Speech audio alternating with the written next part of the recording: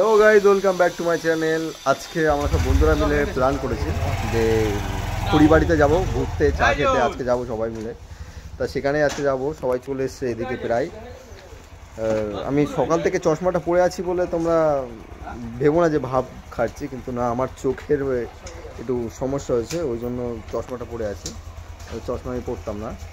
সবাই আছে বন্ধু বান্ধব, এরা যাবো, এদেরকে দেখো একটু, এরা সবাই একসাথেই যাবে। রাকিবুল আছে, আর আমাদের বাইকে আমি, তুফানরা সবাই আছে, সাহেব আছে, আমি আছি, এদিকে তুফান আছে, এখন দত্তপুকুর পাম্পে এখান থেকে তেল নেবো।